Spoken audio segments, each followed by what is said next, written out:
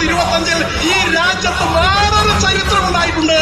ആ ചരിത്രം ബിന്ദുവിന് ആത്മാഭിമാനവും പൗരുഷവും പ്രതിരോധവും തീർത്ത രാഷ്ട്രീയ സ്വയം സേവക സംഘം എന്നൊരു പ്രസ്ഥാനം ഇവിടെ ഉണ്ടായിട്ടുണ്ട്. നീ കത്തിയെടുക്കുമ്പോ നീ